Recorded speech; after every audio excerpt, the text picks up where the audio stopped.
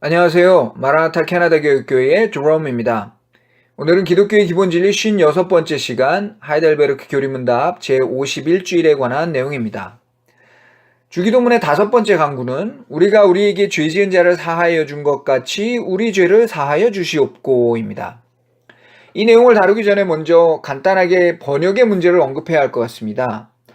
신약 성경이 처음 기록됐던 헬라어, 즉 그리스의 말로 이 강구를 하나씩 뜯어보면 이렇습니다. 용서해 주세요. 우리가 빚진 것을 그와 같이 우리도 용서해 줍니다. 우리에게 빚진 사람들을. 자, 일단 내용 자체는 크게 달라 보이진 않지만 순서상에 약간의 차이가 있음을 느낄 수 있겠죠.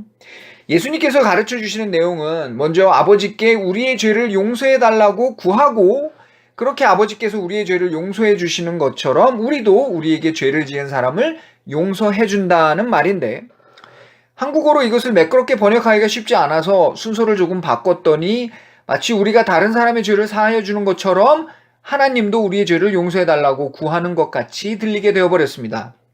다시 말해서 하나님께서 우리의 죄를 용서해 주셔야 하는 이유가 우리가 먼저 다른 사람의 잘못을 용서해 주었기 때문인 것처럼 들린다는 말이죠. 즉 내가 착한 일을 했으니까 하나님도 절 좀 잘 봐주십시오 이렇게 얘기를 하는 일종의 거래를 제안하는 말로 들릴 수 있다는 점이죠. 그러나 이렇게 이해하면 아주 잘못된 선택입니다. 한국어의 번역이 오해를 불러일으키기에 딱 좋게 생겼지만 그래도 성경을 전체적으로 바르게 이해한다면 이 문제를 올바로 풀고 넘어가야 합니다. 그리스도를 구원자로 믿는 모든 사람은 과거와 현재와 미래의 모든 죄를 다 용서받고 더 이상 죄인이 아닌 의인으로, 즉 하나님 앞에 깨끗하게 설 수 있고 장차 하나님과 함께 살아갈 수 있는 천국의 백성으로 거듭나게 됩니다. 이 모든 일이 오로지 삼위 하나님의 주권과 은혜에 의해 일어납니다.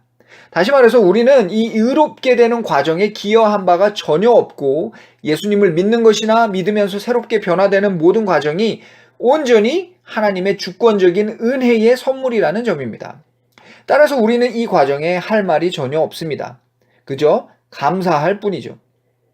그러나 그렇다고 우리가 굿이나 보고 떡이나 먹는 방관자로 살아도 된다는 말이 아닙니다. 우리에게는 우리가 해야 할 일이 주어졌습니다. 그것은 이제 하나님의 법을 따라 그리스도의 구원에 감사하는 마음을 따라 세상에서 참된 빛과 소금으로 살아가는 것. 이것이 그리스도를 참으로 믿는 사람들에게 남겨진 과제입니다. 그리고 이 과제의 아주 중요한 부분은 바로 여전히 내 안에 남아있는 죄의 찌꺼기들을 씻어내는 일입니다. 그렇습니다. 나는 그리스도를 믿음으로 하나님 앞에 의인이 되었으나 그것은 하나님께서 나를 그렇게 보아주시는 것이지 그것이 곧 내 안의 모든 죄의 여파가 다 사라져버리고 한순간 천사가 되어버렸음을 뜻하는 것은 아닙니다. 따라서 나는 이 죄의 몸을 벗고 영원한 천국에 들어가기까지 내 안의 죄와 그리고 끊임없이 나를 유혹하는 세상의 죄악된 목소리를 경계하고 그곳으로부터 떠나기 위해 발버둥 쳐야 합니다. 이것이 예수님 이후의 시대에 남겨진 모든 신자들이 이루어가야 하는 구원입니다. 그래서 신약성경 빌립보서에 보면 그러므로 나의 사랑하는 자들아 항상 복종하여 두렵고 떨림으로 너희 구원을 이루라고 하셨는데 이것이 바로 그 말입니다. 결국 우리는 아직도 죄를 짓고 삽니다. 예수님의 십자가 희생이 부족해서도 아니고 하나님의 용서하심이 내게 미치지 않아서도 아닙니다. 이것은 더 많은 사람을 더 온전한 모습으로 이끌어 가시려는 아버지의 훨씬 더 큰 뜻 안에서 일어나는 일입니다. 따라서 우리는 우리의 현실 속에서 이 죄의 문제를 늘 생각해야 합니다. 죄를 짓지 않기 위해, 죄에서 멀리 달아나기 위해 항상 하나님의 말씀에 복종하고 혹 그 말씀에 어긋나는 죄를 짓지 않을까 두렵고 떨리는 마음으로 살아야 합니다. 그럼에도 우리는 여전히 죄를 짓습니다. 바로 이때 우리는 비통한 마음으로 다시 한번 아버지께 이 죄를 용서해 주실 것을 구해야 합니다. 물론 이 죄가 나를 영원한 멸망의 형벌로 빠뜨리지는 않을지라도 내가 또 한번 아버지의 기대에 미치지 못했다는 사실에 실망하고 슬퍼하며 용서를 구해야 합니다. 문득문득 반복되는 나의 이 어리석고 미련한 행동들을 늘 아버지께 내려놓고 용서를 구해야 합니다. 이것이 진정으로 그리스도의 십자가를 지는 삶이고 내 안에 성령님의 목소리에 순종하는 삶입니다.